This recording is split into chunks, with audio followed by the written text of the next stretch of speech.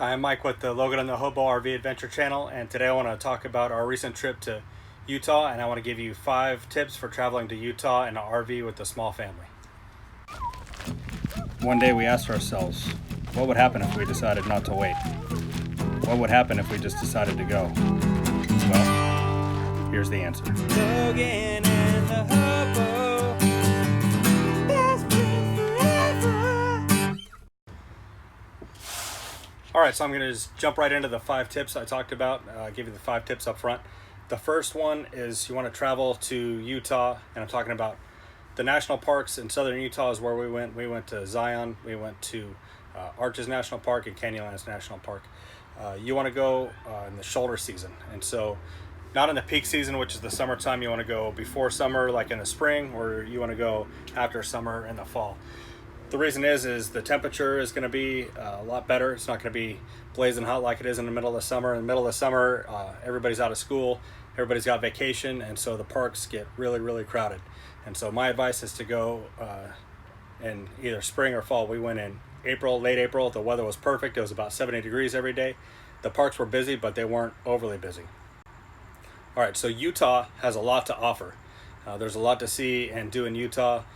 We are just in the southern Utah area, and like I mentioned before, we went to Zion, which is the west side of the state, and we went to Campton, Moab, which is the east side of the state, and from Moab we went to Arches National Park and Canyonlands National Park. There's a lot more parks to see in Utah. There's Capitol Reef and there's Bryce Canyon, which are both in between Zion and Moab, and if we had more time I would have loved to see them, but we didn't. We went on the kids' spring break in April. Our trip was only 6 days long, and so we spent 3 days in Moab, we spent 2 days in Zion, and the other days were travel days. And so if you have enough time, take more time, plan at least a couple weeks, and you can see all the parks. But if you don't have enough time, I strongly suggest going to Moab. Moab is where you get the most bang for your buck, because in Moab, you can camp in Moab. Moab's a great little town.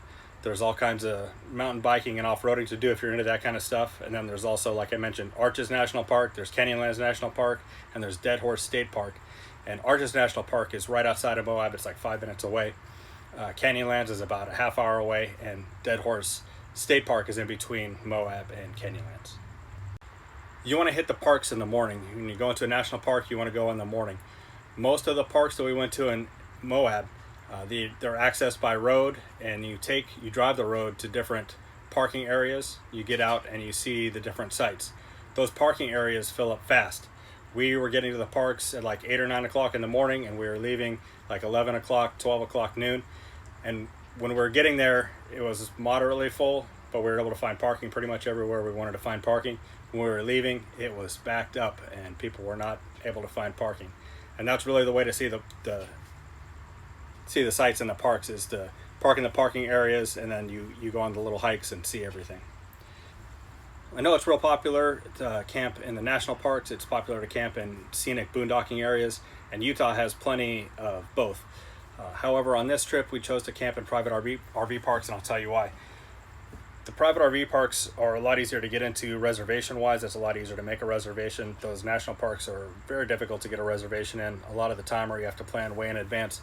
And also, we have 4 kids, and the kids, it's good for them to have activities. They don't want to just hike in the national park all day long. They want to hike for a couple hours, then they want to come back to the RV park, and they want to have a pool to swim in and a hot tub to play in, playground to play on. So the drive from Zion to Moab, there's a stretch on I-70 that's about 100 miles long, and there's no service stations in there. There might have been signs saying that there was a long stretch like that with no service stations. I did not see it. I was starting to get low on fuel, and I was starting to look for a place for gas, for diesel actually, and there wasn't anything on the route. Luckily, I found a sign that said fuel in Emory, which is a small town north of I-70, and it's about 20 minutes each way off of I-70. So I had to exit I-70, drive 20 minutes north to this little town of Emory. I was able to get fuel, and then I had to drive back to I-70, so that's 40 minutes out of the way because I wasn't paying attention and I wasn't aware of this fuel situation. It's kind of funny, there's one fuel station in Emory, it's called Randy's Service Station, and they actually sell t-shirts that said something like, "I ran out of gas in Emory, Utah." pretty funny stuff. All right, arriving at Zion Canyon National Park. The park is mainly one road that goes up the canyon, and you park near the bottom and you take a shuttle bus all the way to the top. The shuttle bus is nice. It provides great view of the scenery. It provides information about the park and drops you off at trailheads and scenic points to look at. Some people like taking the bus more than other people do.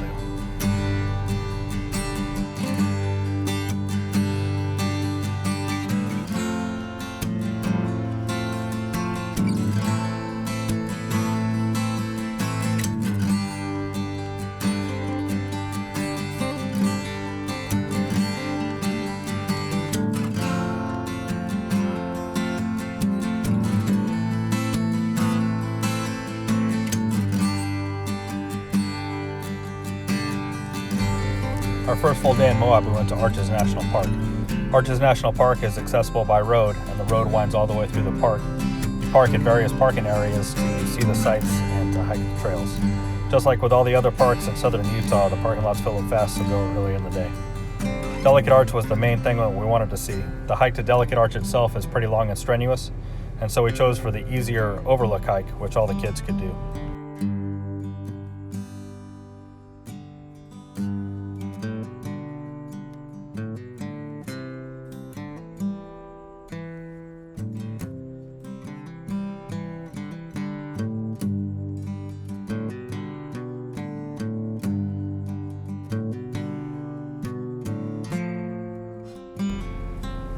Delicate Arch was supposed to be named Landscape Arch, and Landscape Arch was supposed to be named Delicate Arch, but I guess the guy drawing the map way back in the day screwed the names up, and they've been this way ever since.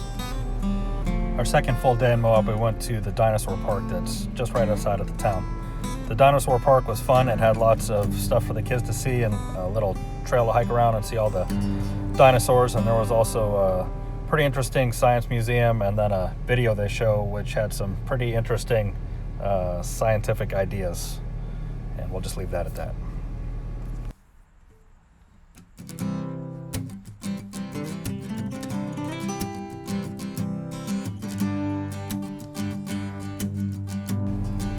On our third and final day in Moab, we went to Canyonlands National Park.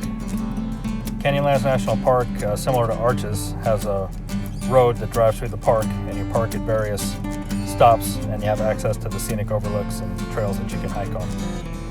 Just like with all the other places I've talked about, it's good to get there early in the morning because that parking fills up fast.